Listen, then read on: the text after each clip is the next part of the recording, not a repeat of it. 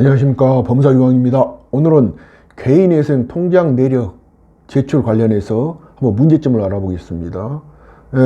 개인회생 절차에 있어서 그 회생위원들은 어쩌겠습니까? 사무실에 앉아서 이 사람의 그 회생의 정당성 여부를 판단해야 됩니다. 이럴 때 가장 중요한 것은 결국 개인 통장일 수밖에 없습니다. 통장 내역, 계좌, 이출금 내역, 입출금 내역. 그게 왜 그러냐면은 이 통장 내역이라는 것은 굉장히 많은 것을 이야기해 줍니다. 그래서 이 회생의 경우에 회생위원이 이 통장 내역에 대해서 꼼꼼히 살피고 그리고 소명을 요구합니다. 그래서 여기서 많은 문제점이 발생할 수 있기 때문에 한번 알아보도록 하겠습니다. 채무자 입장에서는 이거 은근히 걱정이 되죠. 뭔가 좀 꼬투리 잡히는 것이 아닌가 해서 찜찜합니다. 그래서 문제점을 한번 종합적으로 살펴보면 첫 번째, 누구 것 몇 년치를 볼까요? 하는 것입니다. 누구 것을 보나요? 원칙적으로 채무자 통장 내역을 통장을 봐야 되겠죠. 원칙은 당사자 본인 것만 보게 되어 있습니다. 그러나 원칙은 어디까지나 원칙일 뿐입니다. 회생이 필요하다고 생각하면 배우자, 자녀, 그리고 주변 사람의 친척들의 통장 내역까지 제출 요구할 수 있습니다. 이건 왜 그러냐면은 대부분 그 회생 신청자의 경우에 신용 상태나 재정 상황이 좋지 않습니다. 그래서 신용 불량자라든가 이런 경우가 많죠. 그러다 보니 자기 이름으로 통장을 개설하지 못하는 경우가 있습니다. 그래서 가족이나 친지 통장을 사용하는 경우가 많고 현실적으로. 그래서 만약 신청이 쓰는 통장 중에서 통신비라든지 관리비 이런 필요비가 나가는 통장이라면은 이것은 신청인의 통장 내역으로 모아서 제출 요구하는 것입니다. 충분히 이런 경우에는 배우자, 자녀, 친지 명의의 통장 내역 제출할 것을 요구할 가능성이 있습니다. 그렇다면은 이번에는 몇 년치 내역을 보는가 하는 것입니다. 대법원 얘기에 의하면은 원칙으로 1년 것만 보게 되어 있습니다. 그런데 이게 또 사실 대중이 없습니다. 그 회생위원이나 파산 관계인들은 그런 이야기를 하죠. 우리가 잡아내려고 하면은 얼마든지 잡아낼 수 있다. 그냥 대충 좀 의심스러운 부분이 보여도 넘어가는 경우가 많다는 것입니다. 그러니까 꼬치꼬치하고 들진 않는다는 거죠. 그러나 그냥 넘길 수 없는 이런 심각한 사안이다 싶은 경우에는 얼마든지 입증자료, 소명자료를 더 요구할 수 있고, 그런 경우 이제 머리가 아파지는 것이 되게 돼 있습니다. 그래서 뭐 회생이 필요하다고 생각되면은 2년치, 3년치 통장 거래 내역이라도 임의로 요구할 수 있습니다. 다만 이제 서울회생법원의 경우에는 1년치 요구를 지키는 편이라고 말씀드릴 수 있겠습니다.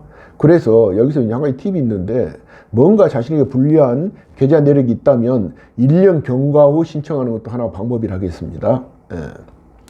그 다음에 이제 통장 거래 내역 중에서 소명을 요구한다 그러면 도대체 소명을 요구하는 기준이 되는 금액은 얼마인가 하는 것입니다. 대체로는 이제 100만 원이 기준입니다. 통장에서 100만 원이 입출금 됐다 그러면은 이것이 어떤 용도로 입출금 된지에 대해서 소명을 하라 하고 소명을 요구하는 경우가 많다는 것입니다. 그러나 이것 또한 뭡니까? 대중이 없어. 신축적입니다. 어떤 회생위원은 30만 원, 50만 원 이상 사용처에 대해서 또 소명을 요구하는 경우도 있습니다. 요컨대 그분들이 중요하게 생각한 것은 실체적 진실의 발견이라고 하겠습니다. 실체적 진실의 발견. 다른 것은 핵심이 아니라는 태도입니다. 그래서 명확한 기준이 있다기보다는 대체적인 기준이 있지만 그 기준은 항상 바뀔 수 있다. 이렇게 말씀드릴 수 있겠습니다. 그렇다면은 도대체 회생위원들은 이 통장에서 무엇을 발견하고자, 문제되는 사용처, 어떤 꼬투리를 발견하고자 이렇게 자꾸 소명을 하라고 하는가 하는 것입니다. 크게 볼 때 세 가지로 나눌 수 있습니다. 첫째는 낭비금입니다. 낭비금. 두 번째는 편파변제금입니다. 세 번째는 소명되지 않은 금액이 되겠어요. 낭비금이라는 것은 이분이 혹시 유흥이라든가 명품 구매, 성형수술, 해외여행, 도박, 그렇죠.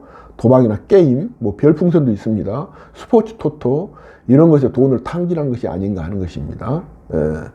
최근에 와서 서울회생법원, 부산회생법원, 또 수원회생법원, 한국의 3대 회생법원이 있죠. 이 3대 회생법원에서는 주식과 기존의 비트코인은 낭비금에서 제외했습니다. 기존에는 주식과 비트코인도 낭비금으로 쳤습니다. 근데 지금 제외했습니다.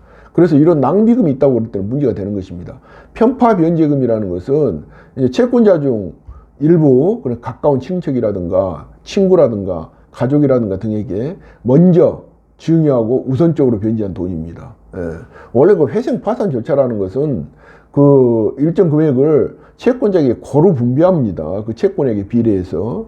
예. 모든 채권자가 일정 부분 받아갈 수 있게끔 해야 되는데, 예. 신청 전에 일부 사람에게 예. 좀 가까운 친척한테 빌린 돈이라는 거 이런 건 좀 명구스러우니까 먼저 갚아야 되겠다 해가지고 갚아버리게 되면은 다른 채권자가 결론적으로 그 돈 못 받게 되는 거죠. 피해를 보게 되는 것입니다.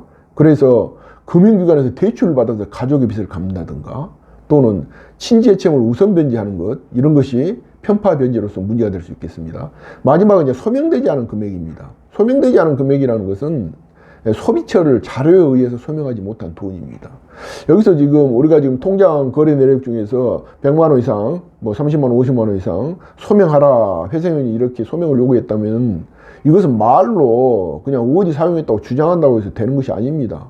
최소한 영수증, 카드 결제 내역 아니면 사실 확인서라도 제출해서 자료로 소명해야 되는 것입니다. 주장만으로는 이걸 소명이라고 하지 않습니다. 자, 그래서 이런 낭비금, 편파 변제금 또는 소명되지 않은 금액이 발견되면은 그러면 이제 그 효과는 어찌 됩니까? 회생이 기각됩니까? 아닙니다. 대부분의 경우 기각까지 가지는 않습니다. 회생이란 것은 자신이 그 매월 있는 일정 수입에서 자신의 생활에 필요한 최소한의 금액을 제외하고는 빚을 갚겠다는 것입니다. 파산은 다르죠. 파산은 그냥 좀 시체 말로 배째라 이런 건데, 그 완전히 그냥 탕감해달라 이런 건데 회생은 다릅니다. 갚을 수 있는 데까지 최대로 갚겠다는 것입니다. 그래서 대부분 기각까지는 가지 않고요. 이 주로 문제된 금액 이런 금액들을 그 낭비금, 편파 변제금, 그렇습니다. 소명되지 않은 금액 이런 것을 청산가치에 반영합니다. 청산가치에 반영한다는 것은 변제금이 올라간다는 것입니다. 원래 청산가치 보장의 원칙이라는 것은 가진 재산보다 많은 금액을 변제한다는 것인데 이것을 지금 재산으로 봐버린 거예요. 아직도 이 사람이 가지고 있는 재산으로. 그렇게 되면은 이 재산보다도 많은 금액을 변제해야 되니까 어찌 되겠습니까? 변제금이 올라가게 되죠. 그래서 전체 변제금이 지나치게 올라가게 되면은 더 이상 회생을 진행할 수 없는 경우도 생길 수 있습니다. 그래서 어쨌든 간에 이런 것이 통장에서 문제점이 발각된다 해도 아주 심각한 경우가 아니면 기각까지는 걱정 안 하셔도 됩니다.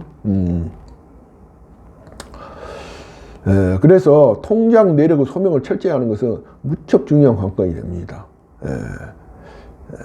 이상 법무사 유황이었습니다. 감사합니다.